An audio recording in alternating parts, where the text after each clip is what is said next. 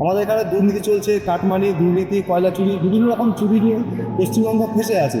বেকার যুবক যুবতীরা কাজ পাচ্ছে না, চাকরি পাচ্ছে না।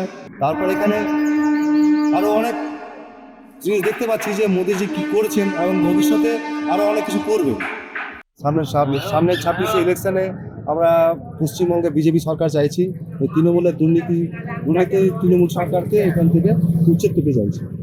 আমাদের এখানে দুর্নীতি চলছে, কাটমানি, দুর্নীতি, কয়লা চুরি, বিভিন্ন রকম চুরি নিয়ে পশ্চিমবঙ্গ ফেঁসে আছে।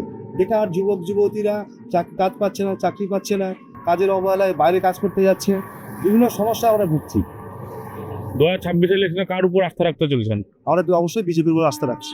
কেন, কি মনে করছেন যে বিজেপি আসলে কি উন্নতি হবে? গোটা ভারতবর্ষে বিজেপি শাসন করছে এবং মোদিজি যে কাজগুলো করছে বর্তমানে এবং আগামী দিনে গত 2011 থেকে যে কাজগুলো করেছেন সেই কাজগুলো আমরা ভরসা রাখছি। বর্তমানে আমাদের মোদির উপর ভরসা আছে যে আগামীতেও মোদিজি পশ্চিমবঙ্গের উপরে ভালো ভরসা রাখবেন এবং আগামীতে ভালো কাজ করবেন। কর্মসংস্থান উন্নতি করবে, কর্মসংস্থান পাবো, কাজ পাবো, আমরা ভালো বেঁচে থাকার একটা সুস্থ জায়গা পাবো আমরা। তারপর এখানে আরও অনেক জিনিস দেখতে পাচ্ছি যে মোদিজি কী করছেন এবং ভবিষ্যতে আরও অনেক কিছু করবে। তৃণমূলের নেতাদেরই উন্নতি হয়েছে, কারো ভালো মাগা বাড়ি ছিল, কারো তিনতলা বাড়ি হয়েছে, কারো বাংলা হয়েছে, বিভিন্ন জায়গায় ফ্ল্যাট কিনেছেন, গাড়ি বাড়ি করেছেন, কিন্তু পশ্চিমবঙ্গের কোনো উন্নতি হয়নি।